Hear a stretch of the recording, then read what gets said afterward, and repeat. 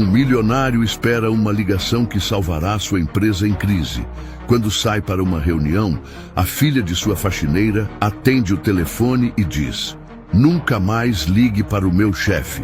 Ao retornar e ouvir isso, ele decide escutar o resto da conversa e fica em choque total com o que descobre. O sol da manhã de terça-feira entrava impiedosamente pelas paredes de vidro do escritório de Arthur, iluminando as partículas de poeira que dançavam no ar, cada uma um pequeno lembrete de suas falhas suspensas. Do alto do seu império de concreto e aço, a cidade se estendia como um mapa de oportunidades que, para ele, haviam se tornado um labirinto de becos sem saída. O aroma do café premium, normalmente um bálsamo para sua alma empreendedora, hoje se misturava a um cheiro metálico de ansiedade que emanava de seus próprios poros. Cada tic-tac do relógio de pêndulo no canto era um martelo batendo no prego de seu caixão financeiro.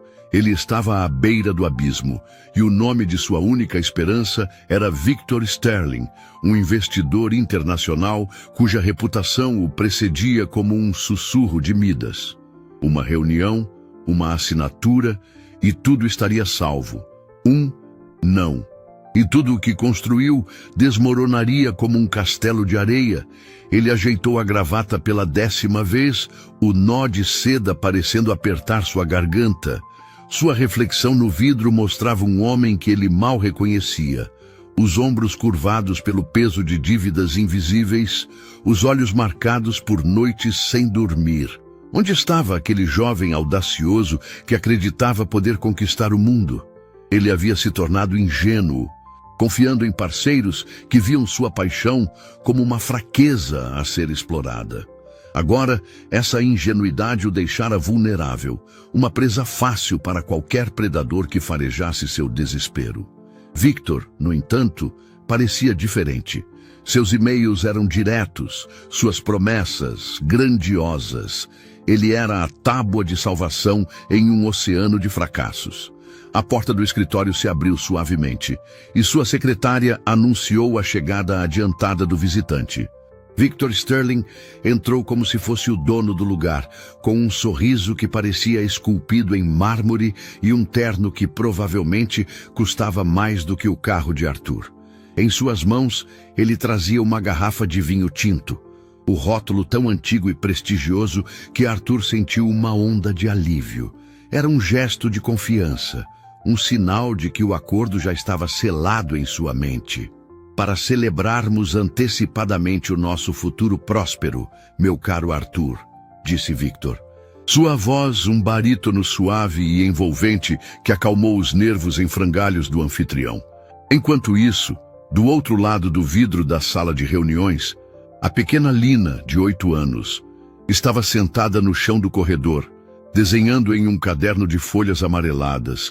Sua mãe, Maria, a faxineira, polia as maçanetas de latão com um cuidado reverente, lembrando a filha de ficar quieta. Lina assentiu, mas seus olhos curiosos se fixaram nos 2 homens. Ela gostava do Sr. Arthur. Ele sempre lhe dava um sorriso gentil e, às vezes, um chocolate que guardava na gaveta. O outro homem, o visitante, era diferente. Seu sorriso não alcançava seus olhos. Arthur, revigorado pela confiança de Victor, serviu o vinho em 2 taças de cristal, o líquido escuro girando como veludo líquido. Ele se virou por um instante para pegar um abridor de cartas na mesa, usando-o para gesticular sobre um ponto no horizonte. Foi um segundo, não mais.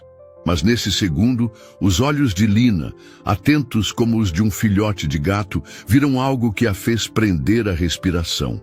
O homem elegante, com um movimento rápido e discreto, tirou um pequeno envelope do bolso interno do paletó e despejou um pó branco e fino na taça de Arthur. O gesto foi tão sutil, tão ensaiado, que um adulto distraído jamais notaria. Mas Lina viu. Ela viu o sorriso falso reaparecer no rosto do homem, enquanto ele guardava o envelope. Um brinde, disse Victor, erguendo sua taça. Ao sucesso que nos aguarda. Arthur, radiante, pegou a sua, o cristal frio contra seus dedos trêmulos.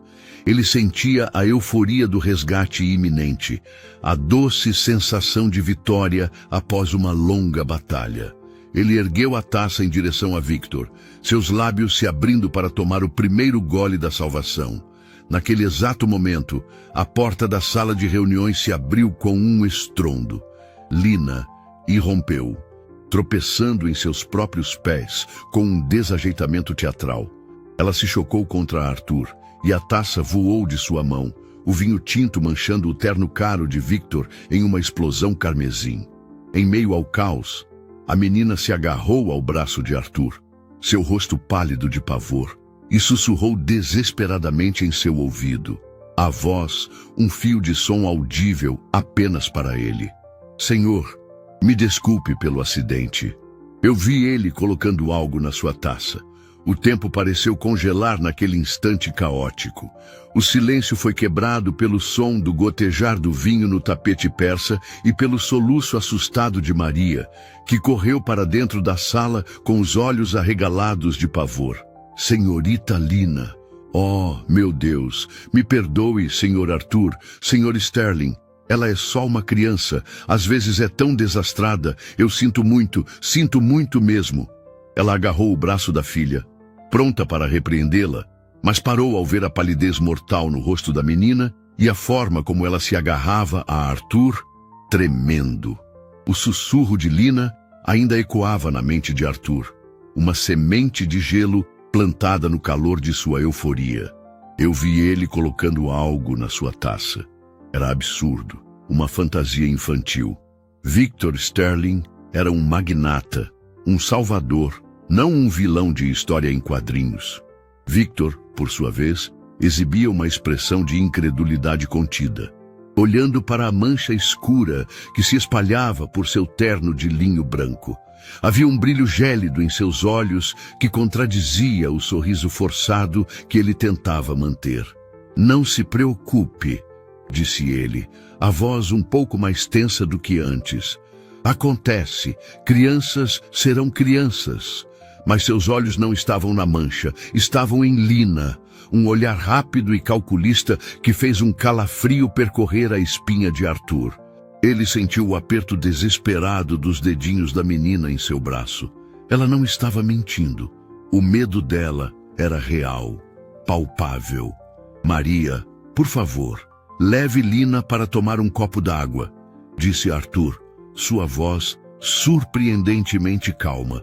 Ele precisava pensar, precisava de um momento longe daqueles olhos penetrantes. Está tudo bem. Foi um acidente. Ele deu um tapinha reconfortante no ombro de Maria, que, aliviada e confusa, guiou a filha para fora da sala, lançando um último olhar de desculpas. Sozinho com Victor, a atmosfera na sala de repente se tornou pesada, carregada de uma tensão que não existia antes. Arthur forçou uma risada. Peço mil desculpas, Victor. Deixe-me chamar alguém para cuidar disso. Os custos da lavanderia, claro, são por minha conta. Bobagem, respondeu Victor, tirando um lenço de seda do bolso e dando leves batidinhas na mancha. Um gesto inútil que apenas a espalhava mais. Mas vamos focar no que importa. Ele se sentou, mas sua postura relaxada havia desaparecido. Ele observava cada movimento de Arthur. O coração de Arthur batia descompassado. Ele precisava ver, precisava saber. Com o pretexto de limpar a bagunça, ele se abaixou para pegar os cacos da taça quebrada, mas seus olhos foram para a sua própria, que havia caído intacta sobre o tapete, o restante do vinho formando uma pequena poça escura. Ele a pegou, a mão tremendo levemente. Que desperdício de um vinho tão bom, murmurou ele, tentando manter o tom leve. Ele inclinou a taça contra a luz que entrava pela janela, como se admirasse o cristal. Foi então que ele viu. No fundo, aderido ao vidro pela umidade remanescente do vinho, havia um resíduo, grânulos minúsculos de um pó branco que não haviam se dissolvido completamente. Não era açúcar, não era sedimento do vinho. era algo estranho, artificial, exatamente como Lina havia sussurrado. O sangue de Arthur gelou. A sala pareceu girar. A voz de Victor, agora vindo de uma distância infinita, o trouxe de volta. Arthur, você está bem? Você ficou pálido? Arthur levantou a cabeça lentamente, o sorriso em seu rosto agora uma máscara frágil e quebradiça. Ele olhou para o homem sentado à sua frente, o suposto salvador, e pela primeira vez viu além do terno caro e da fala mansa. Viu a frieza de um predador esperando pacientemente sua presa cair na armadilha. Ele estava preso naquela sala com o homem que acabara de tentar tirar sua vida, e sua única saída era fingir que nada havia acontecido. Estou ótimo, respondeu ele, a voz um fio rouco, apenas pensando no nosso futuro brilhante. A máscara do empresário confiante era a única coisa que o mantinha de pé. Arthur colocou a taça sobre a mesa com uma mão que, para seu imenso alívio, parecia firme. Cada instinto gritava para que ele corresse, para que ele acusasse o monstro sorridente à sua frente. Mas a razão, fria e cortante, o alertava do perigo. Ele estava desarmado, vulnerável, e Victor Sterling era um predador que claramente não deixava pontas soltas. Uma acusação agora seria sua sentença final. Ele precisava jogar o jogo, pelo menos por mais alguns minutos. Ele forçou um sorriso mais amplo, esperando que cobrisse o pânico em seus olhos. Sabe, Victor, este incidente todo me deixou um pouco abalado. E olhe para o seu terno. Sinto-me terrivelmente culpado. Não consigo pensar em negócios com você nessa situação. É uma questão de respeito. Victor ergueu uma sobrancelha, um gesto sutil que avaliava a sinceridade de Arthur. Arthur, por favor, é apenas um terno. Tenho dezenas. O que importa é o contrato que vai solidificar nosso futuro. Ele gesticulou em direção aos papéis em sua pasta. A isca que quase havia funcionado tão perfeitamente. Arthur balançou a cabeça, adotando um ar de anfitrião mortificado. Não, eu insisto. Não seria profissional da minha parte.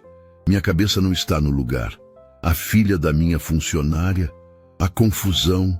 Por favor, vamos remarcar para amanhã, à mesma hora? Permita-me este pequeno gesto para compensar o transtorno. Hoje, a bebida e o almoço são por minha conta, é claro. Mas os negócios, amanhã. Quando estivermos ambos mais calmos. A desculpa era fraca, mas era a única que ele tinha. Ele estava apostando na arrogância de Victor, na crença de que sua presa estava tão desesperada que um dia a mais não faria diferença.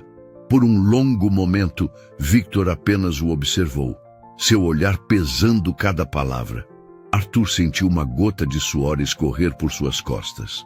Finalmente, Victor se levantou, um sorriso condescendente se formando em seus lábios. Se você insiste... Arthur, sua hospitalidade é excessiva, mas aprecio o gesto. Amanhã, então. Ele estendeu a mão. Arthur a apertou. A pele de Victor era fria e seca como a de uma serpente. A caminhada até o elevador foi a mais longa da vida de Arthur. Cada passo era medido, cada palavra trocada era uma mentira polida. Até amanhã, Arthur. Até amanhã, Victor. As portas do elevador se fecharam. E a persona de Arthur se desfez. Ele se apoiou na parede do corredor, as pernas bambas, ofegando como se tivesse corrido uma maratona. O alívio foi tão intenso que quase o derrubou. Ele sobreviveu, mas o alívio foi imediatamente substituído por um terror avassalador. Lina, Maria, a menina tinha visto, e pelo olhar que Victor lançou a ela, ele sabia que ela tinha visto. Elas não estavam mais seguras. Ele correu de volta para o escritório, trancando a porta atrás de si. Com as mãos trêmulas, ele pegou a taça contaminada. Envolvendo-a cuidadosamente em vários lenços de papel de sua gaveta, tratando-a como um artefato precioso e mortal. Ele a colocou dentro de sua pasta, ao lado dos contratos que agora pareciam documentos de um mundo paralelo. Sua mente Normalmente um turbilhão de estratégias de negócios e projeções de mercado estava focada em uma única e aterrorizante verdade. Uma menina de 8 anos, com sua intuição pura e coragem instantânea, possuía mais instintos de sobrevivência do que ele, um empresário que se orgulhava de sua capacidade de ler as pessoas. A humilhação queimava, mas era ofuscada por uma gratidão tão profunda que o deixou sem fôlego.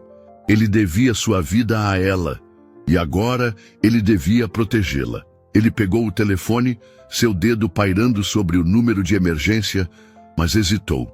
Quem acreditaria nele? Um milionário à beira da falência, acusando seu salvador de tentativa de assassinato com base no sussurro de uma criança? Eles o achariam louco. Ele precisava de provas concretas e precisava de ajuda de alguém em quem pudesse confiar sua vida. Ele discou um número de sua lista pessoal, um número que não usava há anos. A voz do outro lado atendeu no segundo toque. George, é o Arthur. Cancele tudo o que estiver fazendo. Eu preciso de você. Agora. E George, encontre Maria, a faxineira, e sua filha. Descubra para onde foram e coloque seus melhores homens para vigiá-las. Elas não podem sair do seu campo de visão por um segundo sequer. George era a personificação da calma em meio ao caos. Um ex-chefe de segurança que Arthur havia contratado anos atrás, após uma ameaça de um concorrente rancoroso, ele agora administrava uma pequena e discreta empresa de consultoria de risco. Ele chegou em menos de 20 minutos, entrando pela porta dos fundos sem alarde, seu rosto impassível como sempre. Ele ouviu o relato de Arthur sem interromper, seus olhos cinzentos fixos no rosto pálido do seu antigo chefe, absorvendo cada detalhe, cada tremor na voz. Quando Arthur terminou, ele estendeu a mão para a pasta. "A taça", disse ele, não como uma pergunta, mas como uma ordem. Arthur a entregou, e George a examinou com a precisão de um especialista em perícia, sua expressão não revelando nada. "E meus homens já localizaram Maria e a menina", disse George, sua voz baixa e tranquilizadora. "Elas pegaram um ônibus para o bairro delas. Estão seguras por enquanto. Mandei 2 agentes seguirem-nas a uma distância discreta." Arthur sentiu uma pequena onda de alívio. Era a primeira decisão acertada que tomava naquele dia infernal. "O que faremos, George?" "A polícia." "Ainda não", interrompeu George. "Você está certo. Sua palavra contra a dele. Com o testemunho de uma criança assustada, precisamos de mais. O que está na taça é a nossa prioridade. Conheço um laboratório particular, confiável e rápido. Teremos os resultados em poucas horas."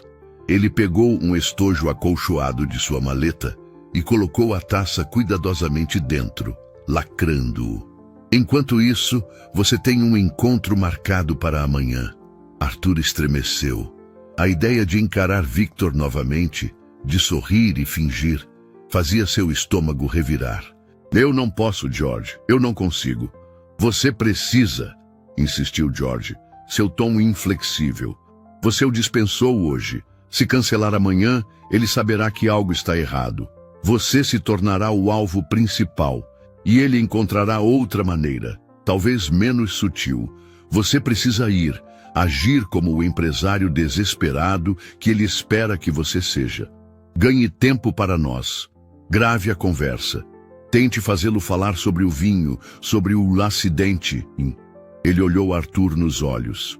"Mas você foi um empresário a vida toda, Arthur. Considere isso a negociação mais importante da sua vida." Enquanto isso, em um bairro modesto do outro lado da cidade, Maria tentava acalmar seu coração acelerado. Ela não entendia o que havia acontecido. Lina estava sentada em sua cama, quieta demais para uma criança de sua idade. Ela abraçava seu caderno de desenho como um escudo. "Lina, meu amor, o que aconteceu lá? Por que você fez aquilo?" perguntou Maria gentilmente, sentando-se ao lado dela. "Você me assustou tanto." Lina olhou para a mãe, seus olhos grandes e sérios.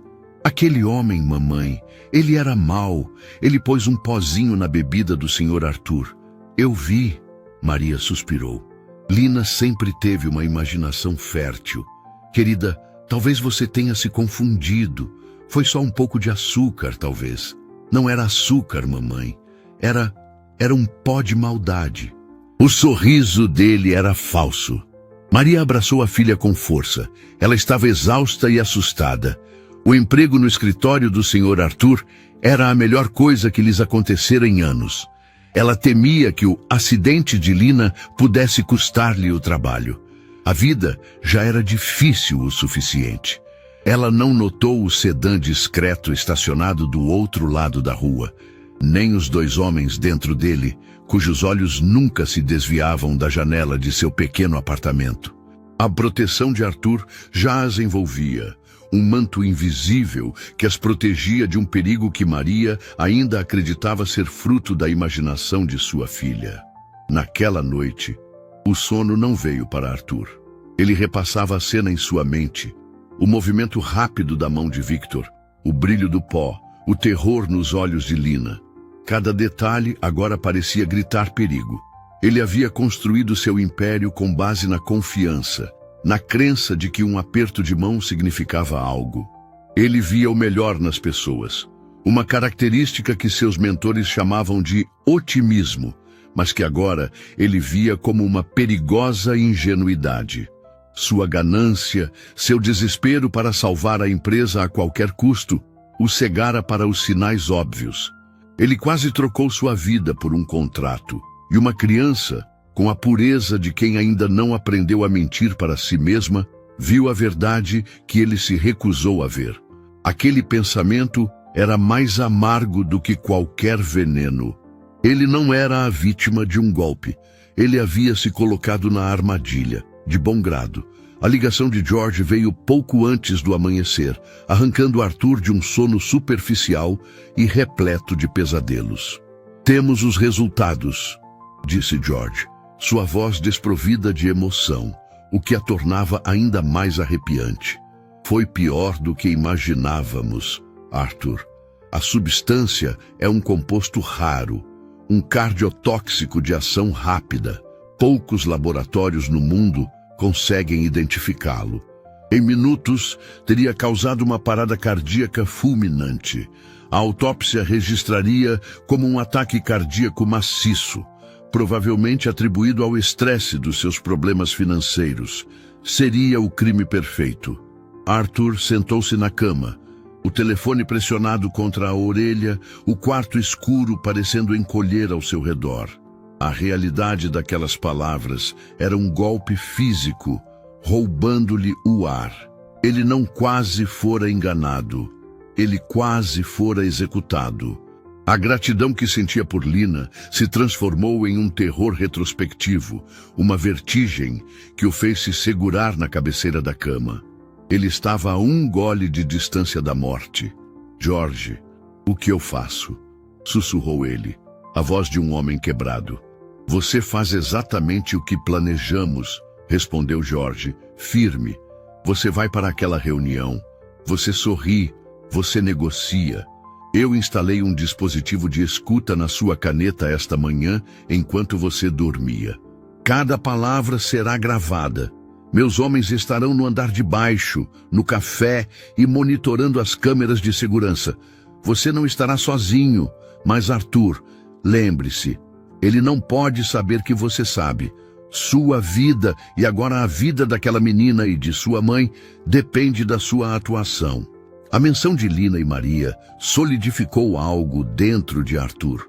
O medo deu lugar a uma raiva fria e a um senso de responsabilidade esmagador. Ele não estava mais lutando apenas por sua empresa ou por sua vida. Estava lutando por elas. A reunião foi uma obra-prima de tensão e falsidade.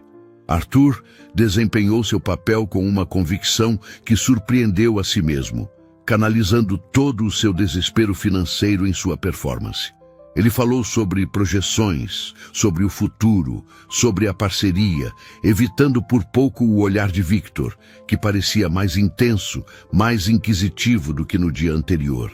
Sobre o incidente de ontem, começou Arthur, o coração martelando contra as costelas. Espero que o vinho não tenha estragado permanentemente seu terno. Era uma safra especial, presente de um velho amigo. Teria sido uma pena. Victor sorriu, um brilho de interesse em seus olhos. Não se preocupe, Arthur. O mais importante é que você não teve a chance de prová-lo. Talvez tenha sido o destino. Quem sabe? Um vinho tão forte poderia não ter lhe caído bem.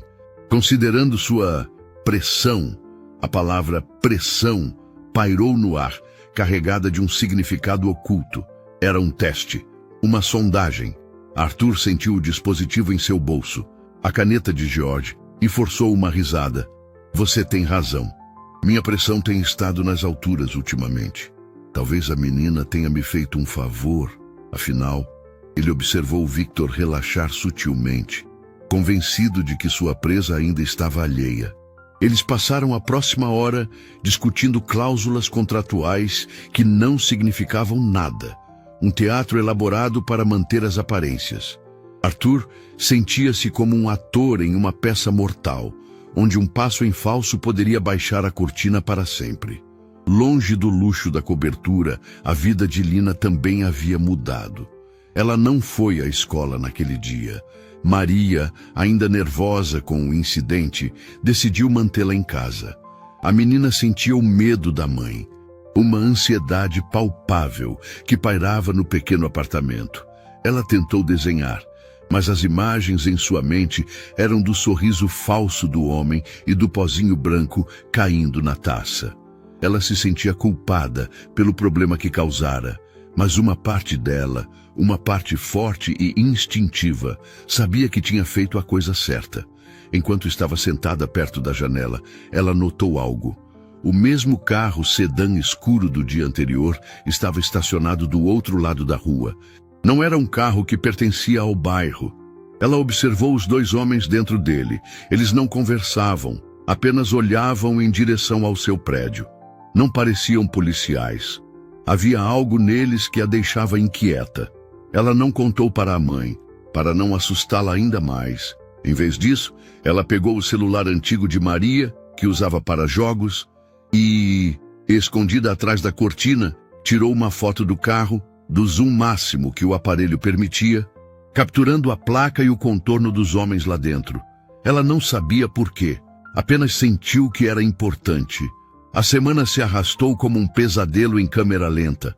Arthur, sob a orientação de George, continuou o perigoso jogo de aparências com Victor, inventando desculpas para adiar a assinatura do contrato. Uma auditoria de última hora, um problema com os advogados, um feriado bancário inesperado. Cada mentira o deixava mais exausto, a tensão corroendo seus nervos. Ele se sentia como um equilibrista em uma corda bamba sobre um vulcão, onde o menor erro de cálculo o faria mergulhar na lava. As gravações das conversas eram frustrantes. Victor era um mestre da dissimulação, falando em generalidades e insinuações, nunca admitindo nada explicitamente. Ele era paciente, confiante de que a ruína iminente de Arthur o forçaria a assinar. George, por sua vez, trabalhava nas sombras. Sua investigação sobre Victor Sterling revelou um fantasma. O nome era provavelmente um pseudônimo. Não havia registros financeiros, históricos de negócios ou rastros digitais que pudessem ser ligados a ele, exceto por uma série de empresas de fachada em paraísos fiscais. Era um profissional. Isso é mais do que um simples golpe, Arthur, disse George durante um de seus encontros secretos. Este homem é meticuloso. Ele estudou você.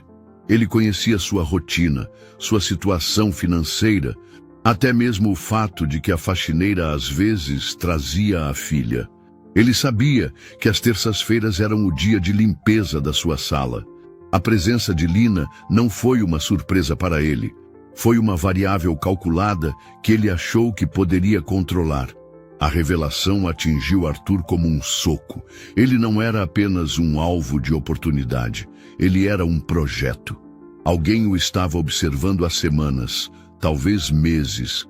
analisando suas fraquezas, esperando o momento perfeito para atacar. A paranoia começou a se instalar. Ele olhava para seus funcionários com desconfiança, questionando cada sorriso, cada palavra amigável. Quem mais estava envolvido? Quem o havia traído? O sentimento de isolamento era sufocante. Seu escritório, antes seu santuário de poder, agora parecia uma jaula de vidro. Enquanto Arthur lutava com seus demônios internos, o perigo para Lina e Maria se tornava terrivelmente real. Uma noite, enquanto voltavam do mercado, 2 homens corpulentos bloquearam seu caminho no corredor escuro do prédio. Eles não as tocaram, mas suas palavras foram como navalhas. Sua filha tem uma imaginação muito fértil, disse um deles a Maria, o rosto escondido pela sombra de um boné. Seria uma pena se essa imaginação a colocasse em apuros. Crianças curiosas às vezes se machucam. Eles se foram tão rápido quanto apareceram, deixando Maria tremendo, agarrada à mão de Lina. Ela não contou a Arthur, com medo de perder o emprego, mas a ameaça a fez perceber que a história de Lina não era uma fantasia. O medo a paralisou. Ela começou a trancar as portas e janelas, a olhar por cima do ombro a cada passo. Lina, no entanto, reagiu de forma diferente. O medo estava lá, mas por baixo dele, uma determinação fria começava a se formar. Ela se lembrou da foto que tirara do carro e de outra coisa. Naquele segundo, no escritório de Arthur, antes de o pó cair, ela viu Victor pegar o pequeno envelope de papel do bolso. Ela se lembrava do envelope. Era de um papel caro, creme, com um pequeno logotipo dourado em relevo no canto, um tipo de pássaro estilizado. Ela não havia contado a ninguém sobre isso, nem mesmo a mãe. Era um detalhe pequeno, talvez insignificante, mas sua mente infantil, com sua atenção aos detalhes que os adultos ignoram, o havia arquivado. Ela pegou seu caderno e, com uma precisão impressionante, desenhou o logotipo de memória, a imagem nítida em sua mente. Ela não sabia o que significava, mas sentia que era uma peça do quebra-cabeça, uma chave para entender o homem mau. O desenho era a sua própria prova secreta, uma arma que ela nem sabia que possuía. O ponto de virada veio de uma fonte inesperada. Na manhã de sexta-feira, Arthur recebeu uma mensagem de George. Encontre-me no local de sempre, urgente. O local era um café anônimo, longe do centro financeiro. George estava sentado em uma mesa nos fundos, um laptop aberto à sua frente. Ele não perdeu tempo com gentilezas. Eu cruzei as informações. O laboratório identificou a origem química do composto. É fabricado por uma única empresa farmacêutica na Europa Oriental. Muito exclusivo, muito controlado. Ao mesmo tempo, investiguei o nome Victor Sterling em bancos de dados internacionais de segurança. Nada. Mas quando comecei a procurar por fatalidades acidentais de empresários em situações financeiras semelhantes à sua, encontrei um padrão. Ele virou o laptop para Arthur. Na tela, havia fotos de 5 homens, todos ricos, bem-sucedidos e que haviam morrido nos últimos 2 anos em circunstâncias misteriosas. Um ataque cardíaco fulminante durante uma partida de golfe. Um mal súbito em seu iate particular. Uma reação alérgica fatal em um restaurante 5 estrelas. Todos os casos foram encerrados como mortes por causas naturais. Todos eles, disse George, apontando para as fotos, estavam prestes a fechar um acordo com um misterioso investidor estrangeiro para salvar seus negócios. Ninguém nunca viu o investidor claramente. Ele usava nomes diferentes, aparências diferentes, mas o método era sempre o mesmo. Ele não é apenas um golpista, Arthur. Ele é um assassino em série de colarinho branco. Arthur sentiu o chão desaparecer sob seus pés. Aquilo era muito maior, muito mais sombrio do que ele jamais poderia ter imaginado. Ele não era apenas uma vítima, ele era o próximo de uma fila. Mas como? Como ele faz isso sem ser pego? Gaguejou Arthur. Ele é um fantasma, respondeu George. E ele é extremamente cuidadoso, mas ele cometeu um erro com você. Antes que Arthur pudesse perguntar qual, seu celular tocou. Era Maria, a voz embargada pelo pânico. Senhor Arthur, me perdoe por ligar, mas é a Lina. Ela não está em lugar nenhum. Eu fui buscá-la na escola e ela não estava lá. A professora disse que um homem, um tio que ela nunca viu antes, a pegou mais cedo. Senhor, eles levaram a minha filha. O mundo de Arthur parou. O café, o laptop de George, a conspiração internacional, tudo desapareceu, substituído pelo som do choro desesperado de uma mãe. O erro de Victor não fora a substância, nem o método. Seu erro fora subestimar uma testemunha de 8 anos. E agora ele estava corrigindo esse erro. Um terror gelado e primal tomou conta de Arthur. Um sentimento que ele nunca havia experimentado.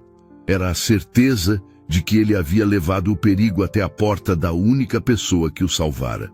Enquanto George já estava ao telefone, acionando todos os seus contatos e colocando sua equipe em alerta máximo, Arthur percebeu a terrível verdade. A batalha não era mais sobre sua empresa ou sua vida. Era sobre resgatar uma criança inocente que havia sido arrastada para o seu mundo de ganância e engano.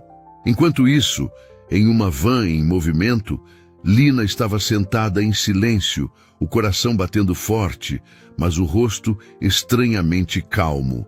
O tio, que a pegou na escola, tinha um sorriso que não alcançava os olhos. Assim como o Sr. Sterling.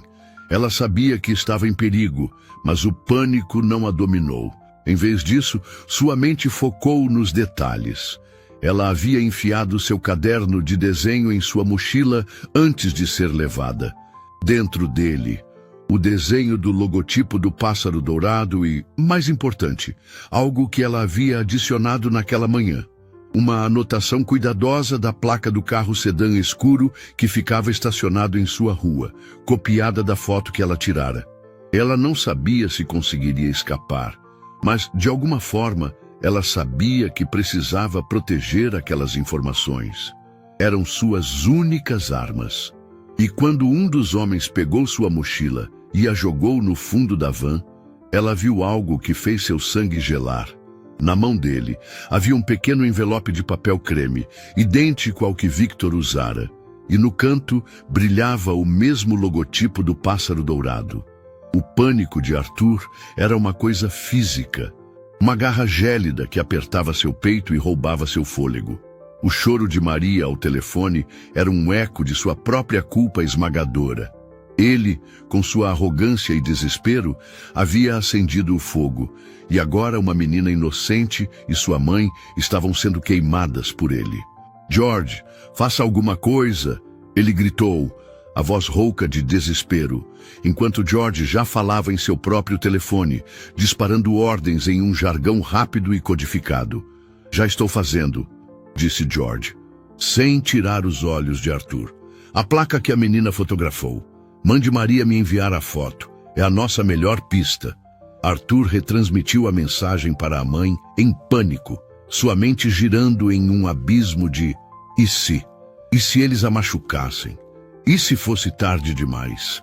A imagem de Lina, com seus olhos sérios e seu caderno de desenho, o assombrava. Ela não era apenas uma testemunha. Ela era a personificação de sua consciência. A criança corajosa que ele falhou em proteger. As horas seguintes foram a mais pura agonia.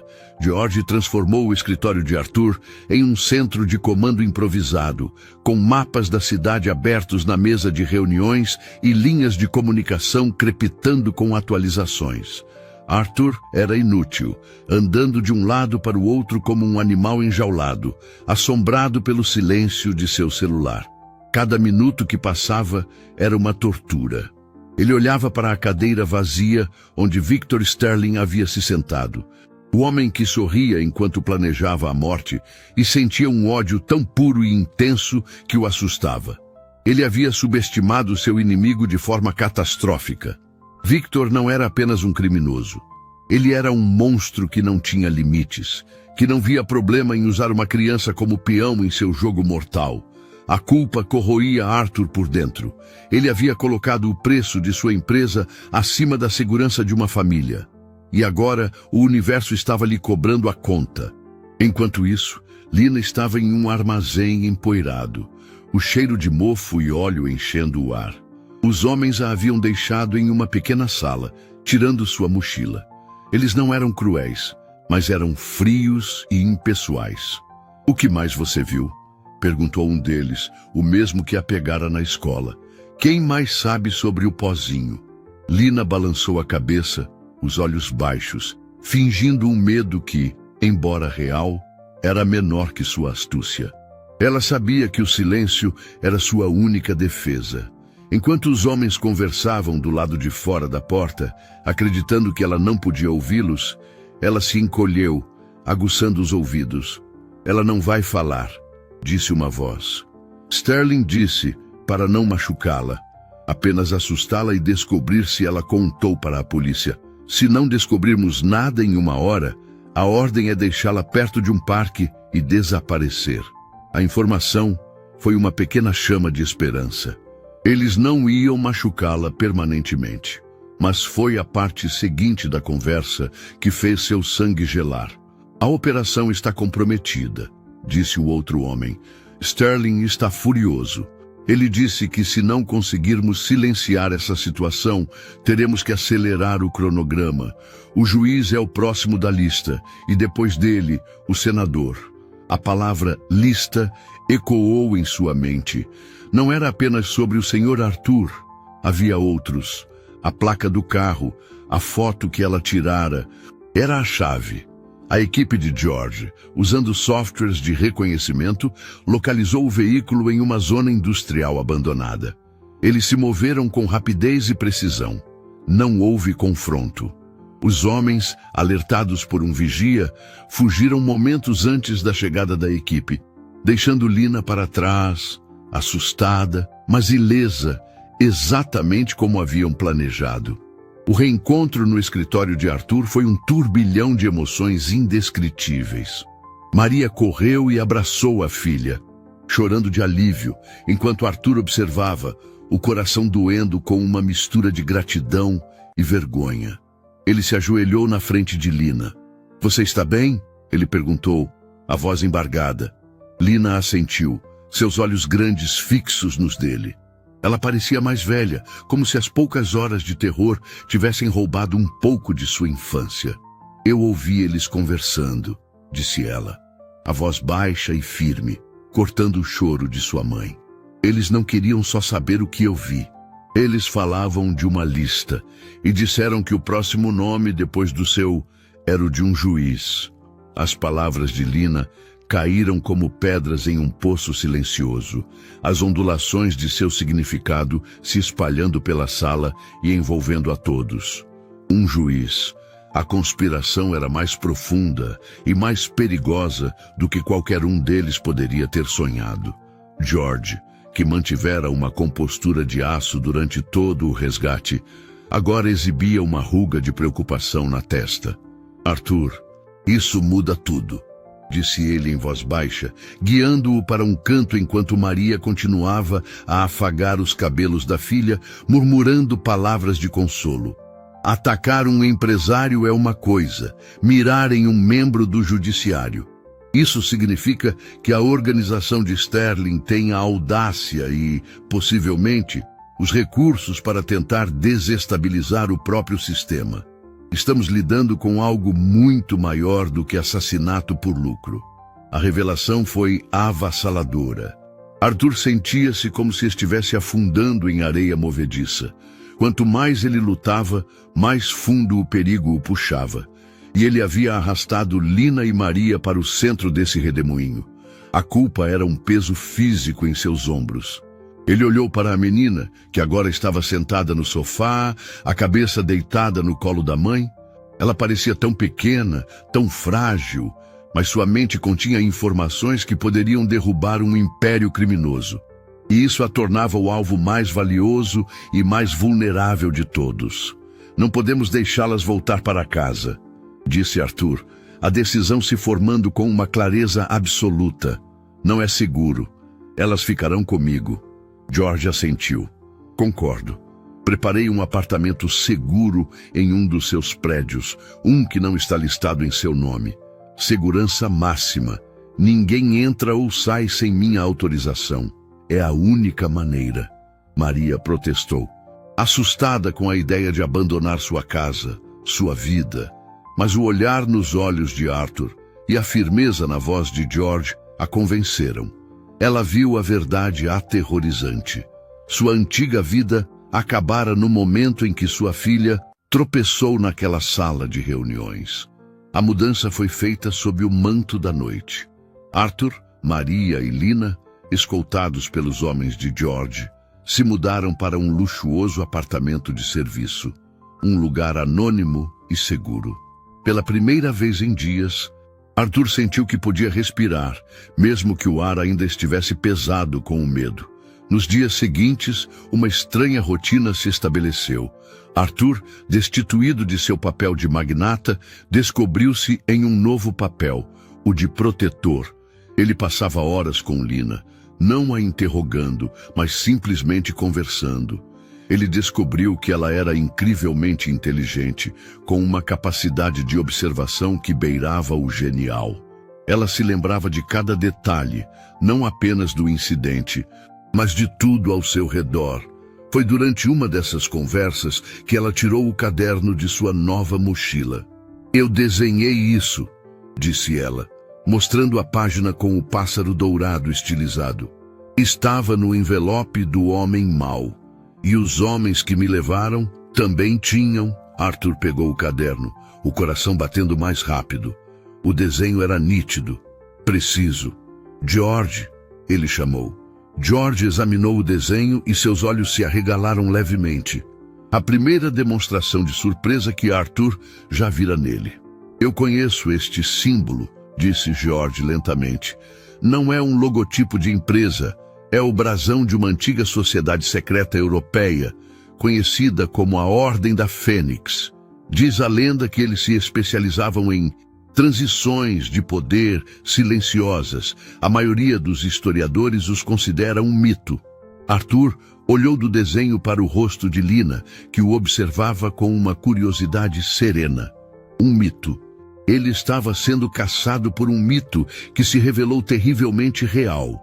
E a única pessoa que conseguira uma prova visual da existência deles era uma menina de 8 anos, com um lápis e um caderno. A ironia era avassaladora.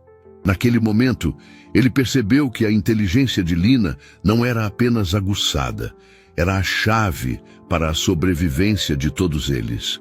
A vida no apartamento seguro era uma mistura bizarra de luxo e prisão. As janelas do chão ao teto ofereciam uma vista deslumbrante da cidade, mas para Arthur, Maria e Lina, era apenas um lembrete de um mundo do qual haviam sido arrancados. Maria cozinhava refeições elaboradas na cozinha de última geração, um ato de normalidade em uma situação totalmente anormal, seus movimentos tensos revelando o medo que nunca a deixava. Arthur, por sua vez, tentava preencher os dias. Ele comprou para Lina o melhor material de arte que o dinheiro podia comprar, sentando-se com ela por horas enquanto ela desenhava. Não mundos de fantasia, mas retratos incrivelmente detalhados do que ela se lembrava. O rosto de Victor, a placa do carro, o logotipo da Fênix. Nesses momentos, a barreira entre o milionário e a filha da faxineira se dissolvia. Ele via nela não uma vítima a ser protegida, mas uma aliada, uma parceira com uma mente extraordinária. Ele se maravilhava com a resiliência dela, com a forma como ela processava o trauma através da arte e da lógica, enquanto ele, o adulto, se sentia desmoronando por dentro.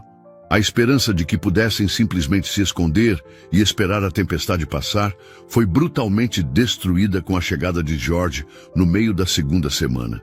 Seu rosto, normalmente uma máscara de calma profissional, estava sombrio. "Tentei um canal dos fundos", disse ele, colocando uma pasta fina sobre a mesa de centro. Um velho contato na polícia, um homem em que eu confiaria minha vida. Pedi a ele para puxar discretamente o arquivo de uma das outras vítimas, o empresário que teve um ataque cardíaco no campo de golfe. Ele me entregou o que pôde. George abriu a pasta. O relatório oficial é uma farsa. As fotos da cena do crime estão faltando. O depoimento da testemunha principal foi extraviado. E o exame toxicológico. A amostra de sangue foi contaminada acidentalmente no laboratório da polícia antes que uma análise completa pudesse ser feita. Arthur afundou no sofá, a notícia sugando o pouco ar que restava em seus pulmões. Eles estão lá dentro, sussurrou ele. A ordem, eles têm gente dentro da polícia. Pior, disse George. Meu contato foi transferido para um posto administrativo no dia seguinte. Uma mensagem clara. Os canais oficiais não são apenas inúteis, eles são uma armadilha. Qualquer informação que dermos à polícia provavelmente irá direto para Sterling e sua gente. Estamos completamente sozinhos nisso. O desespero na sala era palpável.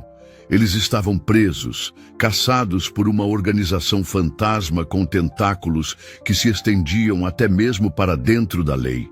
George foi embora, deixando a pasta sobre a mesa como um monumento ao seu fracasso. Arthur a folheou sem esperança, vendo apenas jargão legal e formulários burocráticos. Ele a deixou de lado, sentindo o peso da derrota. Mais tarde naquela tarde, Lina, tendo terminado seus desenhos, aproximou-se da mesa. "O que é isso?" perguntou ela, apontando para a pasta. "Apenas papéis de trabalho, querida. Coisas chatas", disse Arthur, desanimado. Mas Lina pegou uma das folhas, um anexo que parecia ser uma cópia do livro de contabilidade pessoal da vítima. Ela franziu a testa, passando o dedo por colunas de números. "Isso está errado", disse ela simplesmente. "O quê?" perguntou Maria, aproximando-se. "Este jogo", disse Lina, como se fosse a coisa mais óbvia do mundo. "Veja, aqui ele usa letras para alguns números. A é 1, B é 2. Mas às vezes o número tem um pontinho do lado. Quando tem o ponto, você tem que ler a letra de trás para frente no alfabeto. A com ponto vira Z. É um código de espelho. Eu tinha um livro de quebra-cabeças assim." Arthur e Maria se entreolharam, céticos, mas Arthur se inclinou, o coração começando a bater um pouco mais rápido. Ele olhou para as anotações que pareciam aleatórias ao lado de certas despesas. Reunião com VS estava escrito ao lado de uma retirada de dinheiro. E ao lado, uma série de letras e números que não faziam sentido. "Tente o seu código, Lina", disse Arthur, a voz um sussurro. Com a ajuda dela, eles começaram a decifrar a linha, letra por letra, número por número. Não era uma transação financeira, era uma anotação. Quando terminaram, olharam para o papel, o sangue gelando em suas veias. A mensagem decifrada dizia: "Juiz Albright, Tribunal Federal, sexta-feira, 14 horas, gala de caridade." A gala era em 2 dias. Por um longo momento, ninguém na sala se moveu. As palavras decifradas por Lina pairavam no ar, pesadas e tóxicas. Juiz Albright, gala de caridade. Sexta-feira. Eram coordenadas para uma execução. Maria foi a primeira a quebrar o silêncio, puxando Lina para longe da mesa, como se os papéis estivessem em chamas. "Chega", disse ela, a voz trêmula de pavor e fúria protetora. "Isso não é nosso. Isso não é da nossa conta. Senhor Arthur, com todo o respeito, o senhor nos prometeu segurança. Não somos espiões, somos pessoas comuns. Minha filha não pode estar no meio disso." O pânico dela era uma força compreensível.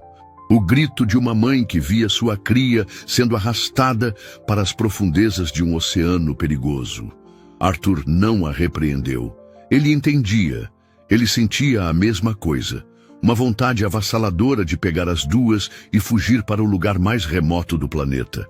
Mas ele olhou para a mensagem no papel e para o rosto sério de Lina, e soube que fugir não era mais uma opção.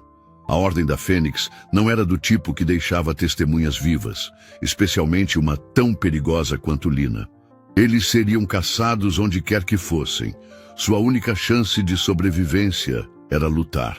Maria, eu sei que você está com medo. Eu também estou, disse ele, a voz calma, mas carregada de uma nova e sombria determinação.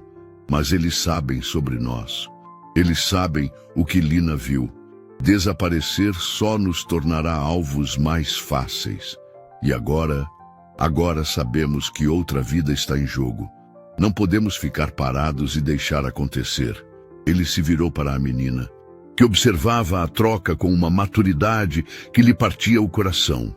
Ele se ajoelhou diante dela, ignorando Maria por um momento, e segurou suas pequenas mãos. Lina, você é a pessoa mais corajosa que eu já conheci, disse ele. E as palavras eram a verdade mais pura que ele já pronunciara. Nada disso é sua culpa, é minha. Mas você, com sua inteligência e sua coragem, nos deu uma chance. Uma chance de parar essas pessoas más. Eu nunca, jamais, vou pedir para você fazer algo que a coloque em perigo. Mas preciso da sua ajuda para entender. Preciso que você confie em mim para nos manter seguros. Lina olhou para a mãe e depois de volta para Arthur. Ela não disse nada, mas deu um pequeno aperto em sua mão. Um gesto de confiança que valia mais do que 1000 palavras. Aquele simples gesto selou seu destino. Eles não eram mais indivíduos assustados se escondendo. Eram uma unidade, uma família forjada no fogo do perigo. Quando George retornou naquela noite, encontrou uma atmosfera transformada. O pânico havia sido substituído por uma resolução tensa. Ele ouviu sobre a descoberta do código sem surpresa, apenas com um aceno de cabeça sombrio, como se esperasse que a chave viesse da fonte mais improvável. A gala de caridade do Tribunal Federal é um dos eventos mais exclusivos da cidade. A segurança é rigorosa, mas é projetada para impedir intrusos, não para monitorar os convidados. Analisou ele. Sterling, ou quem quer que seja, estará lá dentro, movendo-se livremente. Então o que fazemos?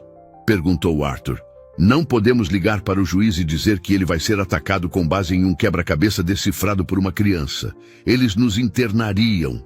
Não, disse George, seus olhos cinzentos faiscando com a luz de um plano desesperado. Nós não o avisamos, nós vamos à gala. Você, Arthur, é um doador frequente. Conseguir um convite de última hora não será um problema. Você será meus olhos e ouvidos lá dentro.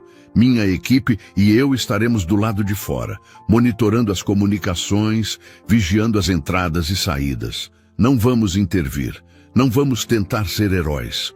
Nosso único objetivo é obter uma prova irrefutável.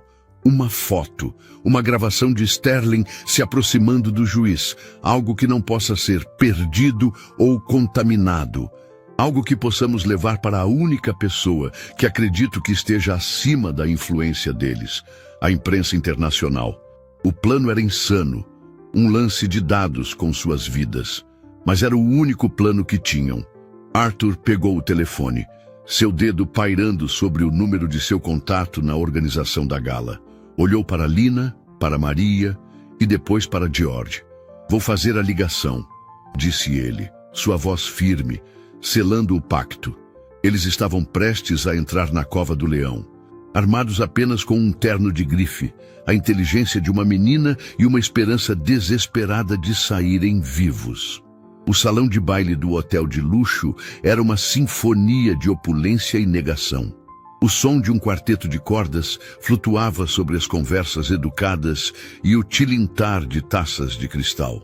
Homens em smokings e mulheres em vestidos de seda deslizavam pelo chão de mármore, sorrindo sorrisos que não alcançavam os olhos, exatamente como o de Victor. Arthur sentia-se um fantasma entre eles. Ele usava o mesmo tipo de roupa, segurava a mesma taça de champanhe, mas era um impostor. Cada batida de seu coração era um tambor de guerra em seus ouvidos.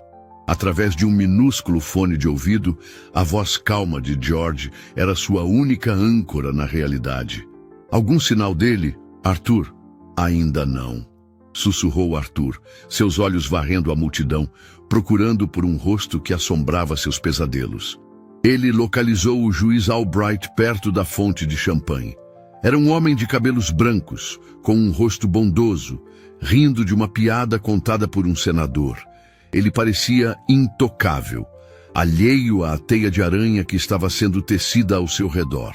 Arthur sentiu um nó no estômago. Aquele homem não fazia ideia de que sua vida estava sendo negociada como uma ação na Bolsa de Valores.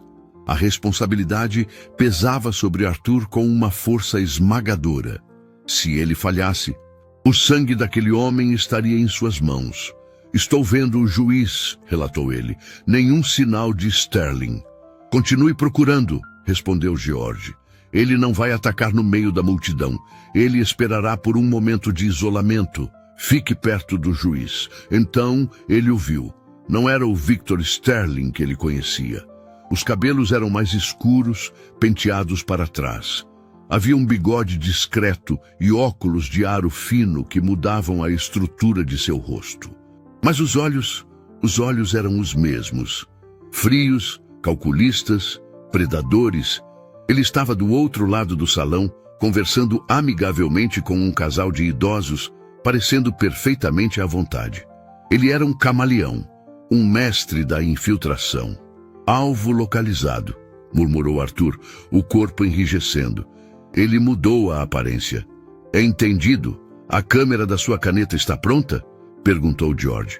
Pronta, respondeu Arthur, a caneta pesando em seu bolso como uma arma.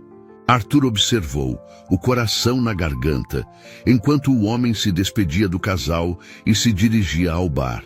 Ele não pegou uma, mas 2 taças de champanhe de uma bandeja. A cena era uma repetição terrível, um eco do dia em seu escritório. Ele sabia o que viria a seguir. Com uma calma assustadora, o falso Victor se moveu pela multidão, seu caminho convergindo inexoravelmente com o do juiz Albright. Era como assistir a uma colisão de trens em câmera lenta. Arthur começou a se mover também, tentando encontrar um ângulo para a foto, para a prova que George precisava. Mas a multidão era densa. Pessoas o paravam para cumprimentá-lo, alheias à sua missão desesperada. O momento chegou. O homem interceptou o juiz com um sorriso caloroso. Juiz Albright, que honra! Permita-me oferecer-lhe uma bebida. Ele estendeu a taça. O juiz, lisonjeado, sorriu e a aceitou. Arthur estava a poucos metros de distância. Mas um grupo de convidados se formou ao redor do juiz, bloqueando sua visão. Ele não conseguiria a foto. O pânico o inundou. George, eu não tenho um ângulo, ele sibilou. Ele vai beber. Não havia tempo para a prova. Havia apenas tempo para a prevenção. Em uma fração de segundo, a imagem de Lina irrompendo em sua sala de reuniões brilhou em sua mente. O caos calculado dela, sua coragem. Ele sabia o que tinha que fazer. Com um movimento que parecia ao mesmo tempo desajeitado e deliberado, Arthur se lançou para a frente, tropeçando e colidindo com um garçom que passava com uma bandeja cheia de taças e aperitivos. O resultado foi uma explosão de vidro e líquido. A bandeja voou, as taças se estilhaçaram, e uma onda de champanhe e canapés encharcou o juiz Albright e o homem ao seu lado. A taça fatal, não bebida, espatifou-se no chão, seu conteúdo se misturando à bagunça. Em meio ao caos de desculpas e suspiros, Arthur se levantou. Seus olhos encontraram os do assassino. O sorriso de desculpas do homem era uma obra de arte da falsidade, mas seus olhos eram pontas de gelo. Neles não havia surpresa ou raiva pelo acidente. Havia apenas reconhecimento, frio, absoluto e assassino. Ele sabia que não fora um acidente. O olhar de reconhecimento nos olhos do assassino durou apenas 1 segundo, mas para Arthur pareceu uma eternidade. Naquele segundo, as regras do jogo mudaram. A farsa acabara. A caça havia começado abertamente. O homem, com uma calma sobrenatural, deu um passo para trás, oferecendo um lenço ao juiz atordoado e murmurando desculpas. Seu disfarce de cavalheiro perfeitamente intacto. Então, ele se virou e, sem um pingo de pressa, começou a se mover em direção à saída, misturando-se à multidão. Ele não olhou para trás, mas Arthur sentiu seu olhar como uma queimadura em suas costas. Saia daí agora, Arthur. A voz de George estalou em seu ouvido. Urgente. Vá para a saída leste. Meus homens estão esperando. Não pare para falar com ninguém. Obedecendo como um autômato, Arthur se desculpou profusamente com o juiz e os convidados próximos, alegando um mal-estar súbito, e se afastou, o coração batendo descontroladamente. Ele falhara.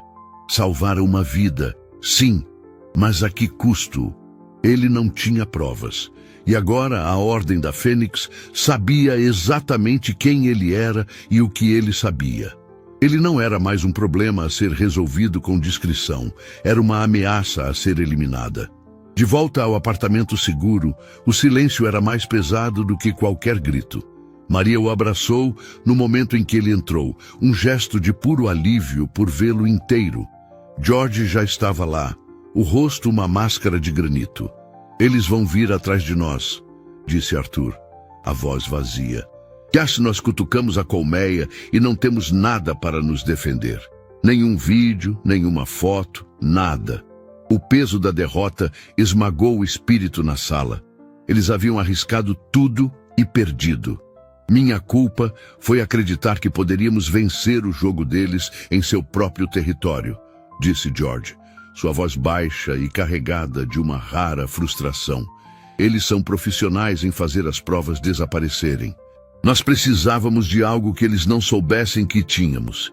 Foi então que Lina, que estava sentada quieta no sofá, se levantou. Ela se aproximou da mesa onde a pasta com os documentos da primeira vítima ainda estava. Senhor George, disse ela, a voz clara e firme. O senhor disse que precisávamos de algo que eles não soubessem que tínhamos. Todos se viraram para ela. Ela parecia tão pequena, mas seus olhos continham uma sabedoria antiga. Quando aqueles homens me levaram, continuou ela, eles tinham uma caixa de metal na van. Eles estavam queimando papéis nela. Disseram que era o lixo da operação. Arthur sentiu seu coração parar. O que você viu, querida? Ele perguntou gentilmente. Eu vi que um pedaço de papel voou para fora da caixa antes de queimar completamente. Caiu perto do meu pé, disse ela. Eu pisei nele, e quando eles não estavam olhando, eu o peguei e o escondi. Com uma lentidão deliberada, Lina se sentou no chão, tirou um de seus sapatos e, de um compartimento secreto que ela mesma havia feito na palmilha, tirou um pequeno pedaço de papel dobrado, chamuscado nas bordas. Ela o entregou a George. Com as mãos que tremiam ligeiramente, George desdobrou o fragmento. O queixo de Arthur caiu. Não era apenas um pedaço de papel. Era um fragmento de um extrato bancário de uma conta numerada em Zurique. Nele, visíveis apesar das queimaduras, estavam duas transferências. Uma, datada de uma semana antes, era para uma empresa de fachada ligada a Victor Sterling. A outra, programada para o sábado seguinte, era para um nome que fez George prender a respiração. Um conhecido intermediário financeiro, famoso nos círculos de inteligência por lavar dinheiro para sindicatos do crime e operações clandestinas. E abaixo dos nomes havia uma anotação manuscrita, parcialmente queimada, mas inconfundível. Próximos alvos, Senador Hayes, CEO Chen, era a lista. Era a prova, a trilha do dinheiro, os nomes, o elo que a polícia não podia perder. Era a arma que eles precisavam. George ergueu os olhos do papel. E pela primeira vez, Arthur viu um brilho de vitória selvagem neles. Ele pegou um telefone via satélite de sua maleta. Estou fazendo uma ligação, disse ele. para o escritório de um repórter investigativo em Genebra. Um homem que me deve a vida. Quando o sol nascer, o mundo inteiro saberá o nome da Ordem da Fênix. A queda da Ordem da Fênix não foi uma explosão, mas uma implosão. A história, vazada pelo repórter suíço e publicada simultaneamente por uma dúzia dos maiores jornais do mundo, foi um terremoto. O fragmento de papel, analisado e autenticado por especialistas, era a pedra angular de um castelo de cartas podres. Com a atenção global voltada para eles, as agências de segurança internacionais não tiveram escolha a não ser agir. A conta em Zurique foi congelada, revelando uma trilha financeira que se estendia por continentes, implicando figuras poderosas em governos e corporações. Victor Sterling, ou qualquer que fosse seu nome verdadeiro, foi detido em um aeroporto em Mônaco, tentando embarcar em um jato particular com um passaporte falso. As prisões se seguiram em cascata. O império construído sobre mortes silenciosas desmoronou sob o peso de um pequeno pedaço de papel salvo pela coragem de uma menina. 4 semanas depois daquele derramamento salvador de vinho, o sol da manhã entrava pelas mesmas paredes de vidro do escritório de Arthur. Mas a luz não parecia mais impiedosa. Era quente, promissora. O aroma de café se misturava ao cheiro de giz de cera e ao som suave de uma risada infantil vinda da sala de reuniões. Arthur não salvou sua empresa. Na verdade, ele a vendeu, usando parte do dinheiro para criar um fundo de compensação para as famílias das outras vítimas da ordem. A outra parte, a maior parte, ele usou para algo muito mais importante. Ele olhou para dentro da sala de reuniões. Maria estava lá, não com um uniforme de limpeza, mas com um tailleur elegante, revisando planilhas em um laptop. Ela era a nova administradora do fundo. Sua atenção meticulosa aos detalhes e sua empatia inata a tornavam perfeita para o trabalho. E ao lado dela, em uma grande mesa de desenho instalada onde antes ficava a mesa de conferências, estava Lina. Ela não desenhava mais rostos de criminosos. Ela desenhava arranha-céus, pontes e cidades do futuro, seus traços ousados e cheios de imaginação. Arthur havia finalizado a adoção na semana anterior. Eles eram, oficialmente, uma família. A transformação em sua vida fora total. Ele aprendera da maneira mais difícil que a verdadeira riqueza não estava em acordos arriscados ou em impérios financeiros, mas na capacidade de reconhecer e proteger aqueles que nos protegem primeiro. A arrogância que quase o levara à morte fora substituída por uma humildade profunda e uma gratidão que o preenchia todos os dias. Ele descobriu que a verdadeira segurança não vinha de paredes de vidro e contas bancárias, mas de vínculos familiares baseados em proteção mútua e coragem. Lina ergueu os olhos de seu desenho e sorriu para ele. "Pai", disse ela, a palavra ainda nova e maravilhosa em seus lábios. "Olha, eu desenhei um novo sistema de segurança para o prédio. Usa reconhecimento facial para detectar microexpressões de mentira." Arthur sorriu de volta, o coração se enchendo de um amor tão vasto que quase doía. A intuição aguçada da menina, sua capacidade de ver o que os outros não viam, não era mais apenas um instinto de sobrevivência, estava sendo nutrida, transformada em um dom.